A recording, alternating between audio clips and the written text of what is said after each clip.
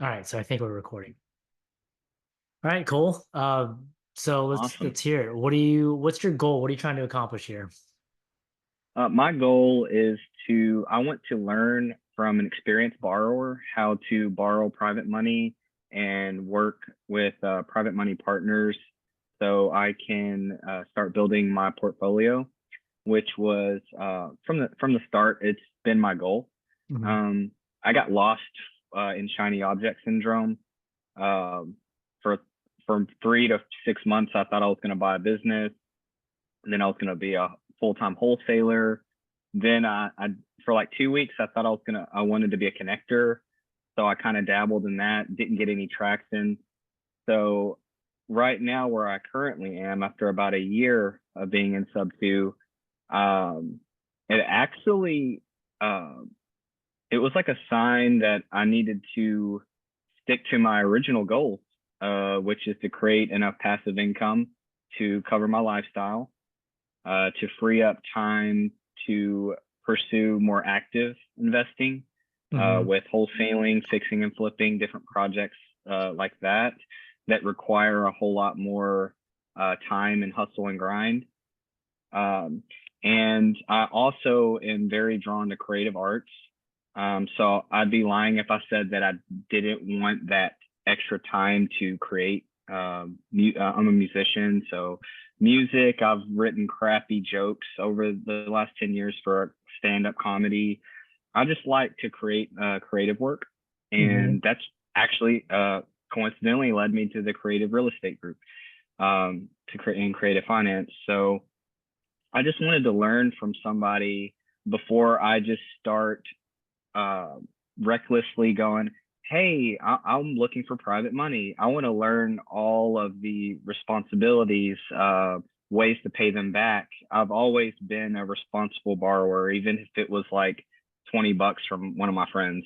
Like I've Mhm. always paid everyone back on time. Um, and so when dealing with somebody's life savings or their child's college tuition. I want to really, well, maybe not that, but someone's, their capital. I want to learn how somebody has built a portfolio or at least owned properties with a private money partner or a private money lender. So I wanted to be very clear on that before I start, connecting with private money lenders and, Mhm. um, especially I understand I'm new, so that's especially why I want to learn how to borrow responsibly and what that process looks like. Gotcha. Okay. So a couple things. You started business buying. You thought you were going to do business buying. You tried wholesaling. And tried being a connector, but you're like an artist. Yes. Okay. Oh, what do you do in your day job? Well, I don't know. Well, I was gonna say I don't know how, but I always am drawn to creative pursuits. I'm a hibachi chef. Okay. That's my W-2. So there's creativity with like the culinary type aspect and I guess like the tricks and everything, which um, actually has been a decent lead source. I've networked with fellow investors and agents doing that, just cooking in front of them. It's interesting. I Yeah, I've met people that are tired landlords, got their Mhm. contact. So I'm hoping to do a deal from that kind of lead flow. I think that would be interesting. Okay. Yeah. So, um, I think the biggest thing is picking up an avenue, right? So Hmm. I think saying that you want to own property and bring in lenders, right? So you essentially want to be the operator. Is that right? Yes, yes. Okay. So I think one of the biggest misconceptions about real estate is that when you buy a property, it's passive income. It's yeah. Uh, Definitely no. If I'm operating, it's going to be technically another full-time job. Mhm. Um, I wanted to uh, hire property managers Okay. So to kind of even take that, yeah, workload off, like lighten the workload. got it. Okay. So even with that, it's still uh, I know I've said this multiple times to other people, but in the past year, I've had to fix the chimney, $4,000. I've had to replace the septic tank, $2,000. Cut down a tree, $1,300. Um, what else?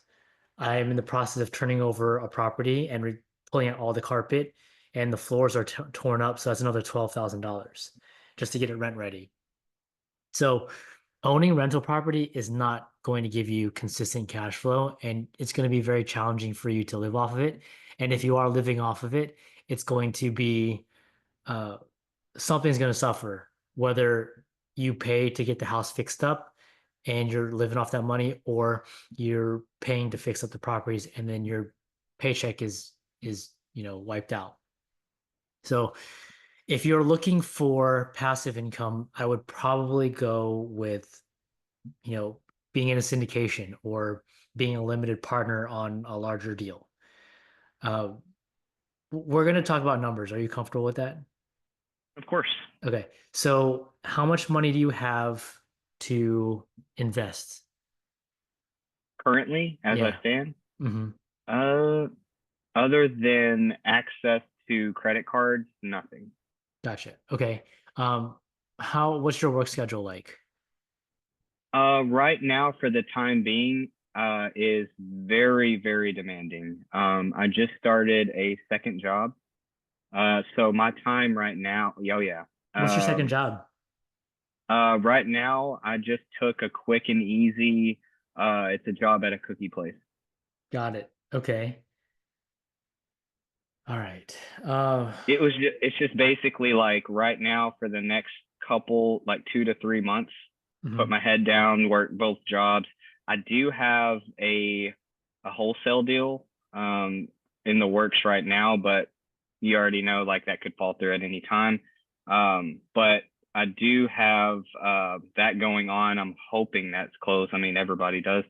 Um, so my yeah. plan was to just work really like for 2 to 3 months and just keep trying to wholesale at least 1 or 2 deals. Like just keep trying to wholesale and start learning how I'm going to start building the portfolio now. So whenever I do have a few deals under my belt with some capital Mhm, saved for capex, like you mentioned earlier, mhm, the trees, all the fires you have to put out with owning a property. yeah. I'll at least have that with the knowledge of how to borrow responsibly so I can start in on owning my first property. Got it. Okay. So it sounds like you're doing wholesaling right now. Is that correct? Yes. How are you with numbers? I'm good with numbers. I'm not I am not like a math whiz, but Mm, with calculating things that I've learned that I need to calculate in mm. real estate so far, I'm comfortable with. Okay. So in terms of wholesaling, are you in someone's organization? Are you doing it by yourself, or what are you doing? Long story short, I'll try to condense it. I went at this myself at first. I was stubborn. Hmm. Okay. Like, well, I could really use the extra assignment. I don't want to split. Hmm. So I went in by myself, got it locked up and everything until I was like, okay, this deal is not going to be easy to dispo. So instead of fumbling it, possibly losing my EMD, I reached out and I JV'd with a good dispo team. Okay. So currently am JVing with a dispo operation right now. But how are you generating your leads? Is just all through work? No, no, no. That's a great question. This lead came from network meetups. I'm in Clarksville, Tennessee, which is just right outside of Nashville. So I Hmm. go to every sub 2 meetup that Nashville puts with the leaders in Nashville. And this lead just came to me from a guy that I made friends with, and he was like, "Hey, I'm in a bind. I got life problems right now. I can't complete this project." So I'm not even gonna lie, it was basically an easy layup to lock it up. I didn't even Hmm. have to negotiate with him or anything. He just was just like, just help me get this out. And I'm like, okay, I understand. Okay. Sure. And so that's how that lead came to me. Okay. Um, you said that you have two jobs and it's really demanding, right? So how much time would you be able to devote sitting where you're at now to generate leads? That there is good news from Uh-huh. the demanding schedule. It's all evening Oh, demanded. got it. Oh yes. Okay. So I could wake up in the morning and grind until 1 o'clock to 2 o'clock in the afternoon. Okay. We're talking like almost every day. The only day I can't do that is Mhm. Sunday. I have to work a Okay. double shift on Sunday. Oh, that's okay. That's perfect. So you have plenty of time. Yes, sir. Awesome. Okay. So do you enjoy talking on the phones? You know what, man? Uh, I'm gonna go ahead and say the majority of my problems are Uh-huh. in my business. If I'm just not hitting the phone, I don't like. I don't like to call. I don't like to be on the phones. But the bad part about that statement Hmm. is, I'm good at it. It's rough, but it's okay because thank goodness for the community providing solutions. I have LOI Blaster. Okay. Yes, I'm about to blast off like any day now. I just got to finish setting it up. I just got PropStream back, so I Okay. didn't have it for a few months. I didn't want to pay for it. La da da da da. So I Hmm. just got it back, and so now I'm like, okay, yep, let's start blasting off. Let's finish this LOI blaster. That's the solution to my problems. I don't like the cold call. I don't like being on the phone. That's the best lead gen that I've seen. So other than Prop AI, I don't have that yet, Okay. um, but yes. Well, So what yeah. is what is LY Blaster? Oh, that's a great question. It's okay. It's a software program that you export lists, lead lists from PropStream or batch leads, any software like that.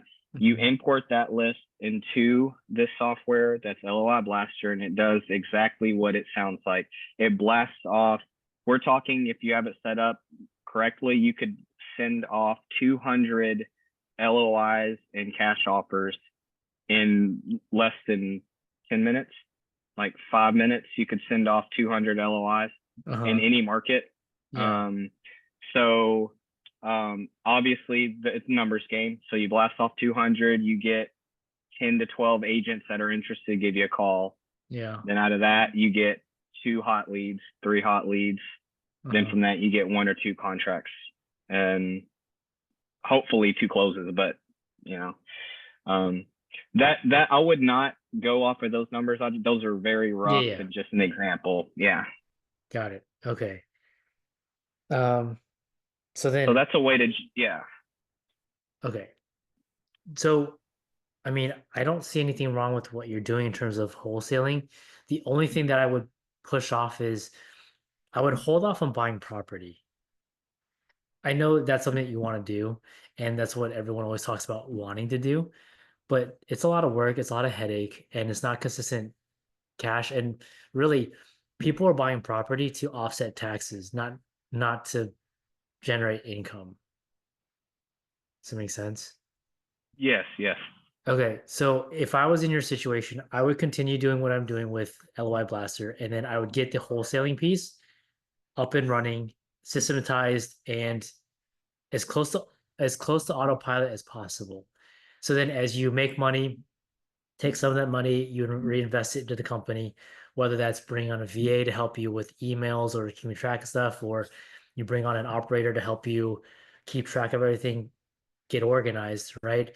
And then once all of that is done and it's just generating regular, consistent income, then you start looking into hiring uh, a tax strategist that can say, okay, well, based on your current setup or the amount of income that you're making, then this is what I would do with purchasing property to offset this, offset taxes. Because the way I did it was I did it backwards. I was in a similar boat where I thought in order to be in real estate, I had to go out and buy property. And so now we got like 30 doors, which is great, but you need active income in order to, otherwise, you're just leaving all this depreciation on the table. So it's like this balance that you want to try to find. Does that make Okay. sense? So yes, it does. And I knew that I was going to have to say to wholesale to get capital up.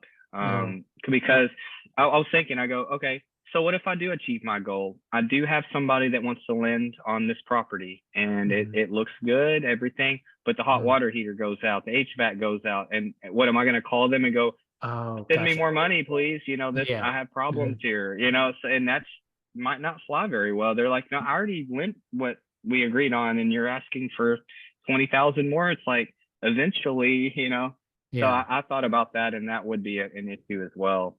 Got it. Okay, makes sense. So so when borrowing, there are two types of people. If you're looking for a private, if you're looking for a lender, you're most likely going to find that lender outside of the group because nobody, I mean not nobody, but 99% of the people that are private money lenders in Sub2 and in Gator want their money in and out within a year. Some won't go more Okay. than 6 months, right? So in order for you to protect yourself, you want to try to lock someone's money up for at a minimum 2 years, but ideally five. And then at that point, you're looking at more of a partnership. And so the way that I was going to set my partnership up is they come in, they bring the money, and then they so let's just say it's a $20,000 ask, right? Closing costs and down payment. Then I would Okay. ask for $25,000, where $5,000 would go into the reserve account to cover anything, right? And then 10% of gross rents goes back into the reserve account to cover any, just to continue to build it up. And let's just say an expense comes in and you have to dig into the reserve account, then 100% of the rents goes back into filling it up until it gets back to that 6 month minimum, whatever you have agreed. And then the split continues at 10% goes into the account and then you all split the rest. So that's one way to do it. Now, if you're locking the money up so that's on the partnership side. And then at the end of the partnership, typically it's a 5 year period. And then at the end of it, you are doing a cash out refi or you're selling the property to make sure the partner is whole and then you split the remaining. And then whatever balances in the reserve account, they initially funded $5,000. You take the $5,000, you give that back to the partner, and then whatever's remaining in the account then becomes split 50-50 or whatever your partnership, however it's set up. If you're bringing in the lender, they're not getting any equity. So you need to be networking with as many private money lenders as possible so that at the end of the 2 years, if that person does not want to re-up the agreement, they want to be cashed out, then you replace them with another lender. But typically you want to give yourself 5 years in order to build up enough equity in the house to be able to pay back your lender. Okay, so that right there, the first thing you kicked off with Mhm. was a gold nugget for me. I didn't even think I've heard someone on a Zoom talk about they pay themselves Mhm. whenever they borrow, they ask a little bit more than what they Yeah. need, so they pay Mhm. themselves. But then you said they put it in reserves for capex, and I go, oh my, I would have never thought about that. Like that, it's so simple. It's like you Yeah. just ask for 5,000 over and put it in capex in case something happens. Mhm. You, I'm just confirming so I understand. Yeah. Yeah. Mhm. 10% of the, I guess, the income or cash flow would be allocated back into capex. So you're building that Mhm. slowly Yeah. too. They're Mhm. obviously getting their return monthly off the cash flow. Yeah, monthly or quarterly, whatever it is that you want to do. Um, Okay. but yeah, either one works. I get, but this is just how I do it, right? Yeah, yeah. So there are people that do it completely different. So just telling you how I do things. Yeah, I know. I like that. That sounds. I wouldn't have thought about that too, but that makes perfect sense. To me, I never thought about that, but that's the purpose I wanted to hop on today. So, Cool. um, I did have a quick question though Hmm. about. Okay, so we're most likely buying deals with lower interest rates. Okay. So if you were to get a property, Hmm. and I know that refinancing and cashing them out is one of the tried and true ways to pay them back. But Yeah. if you've got an interest, so you most likely to do that will have to wait 3 to 5 years when the rates hopefully drop back low enough to do that, right? Yeah, so that is why you need to have some sort of active income to be generating enough money, enough cash flow, so that at the end of the 2 years, you don't have to do a cash out refi. You have your wholesale business just printing money, and then you allocate a portion of that to go pay off your lender. And so let's just say it's a two year lend, right? At the end of what, 18 months, or 6 months left in the lend, you talk to your private money lender and you ask, what are your plans for this money? Do you want to stay in and re-up for another 2 years? Or are you looking to pull your money out at the end of the term? And so that way 6 months gives you enough time to either save up money from the wholesale, or you do a mixture of, different things to make sure that you have the cash to pay your lender back when the time is up. Okay, awesome. So, and I guess it just depends on the lenders how much they'll want. I've seen it's typically 10 to 12%, Yeah, it but I guess depends. it just, yeah. Yeah. So, I mean, really what I do is I ask the lender what kind of return would make you happy. And then based on that, then I know these are the different options that I can provide. Okay, okay. Yeah. Awesome. So, and as far as finding one, um, I remember you said most likely it'll come from outside of the group. I just don't see if they want their return right in 3 to 6 months. I don't see a way to pay them back that quick unless it's a flip, Yeah. um, or maybe a subtail. That's like the only way I can think that they'd be able to be paid back that quickly. Yeah. I mean, these Okay. shorter term transactions where you're going to sell, get a chunk of money. That's, um, yeah, you're not going to do it. You're not going to bring in a short term private money lender on buy and hold. Okay. Awesome. Yeah. Yeah, that's yeah, I figured that out whenever yeah. Yeah. Okay, man. Yeah. Well, awesome stuff. I don't believe I have any other concerns other than I do plan to keep the wholesale operation going. Hmm. Um, I just connected with somebody to help me help, I guess, at least lock up some of these leads. Yeah. Um, so yeah, I'd say moving forward, doing the right things. I just wanted to learn so when then that time comes, I have a better grasp on. My biggest thing was how to pay them back. Yeah. Yeah. That because that's yeah, that's very like the most important part. So Hmm. For I wanted to sure. make sure. Yeah. Yeah, and then so the cool thing is, once you start owning property, once you get to that point, you can, as you build up equity and you have a first position lien on there, you can go out and put a second, you can pull out your cash by placing a second position lender on there, and then use that money to reinvest, whether through short-term lends or fix and flips. I mean, it's just a lot of cool things that you can do once you own assets. You meant just take out a line of credit on your equity and lend with that? Not a line of credit. I mean, really. So I have a friend who said, I have $50,000. I want to get, 8% return on my money. How can I do that? So then I said, no problem. I have this one house. I have like $90,000 in equity. So I will borrow the 50. I will put up this house as collateral. You'll come in at second position.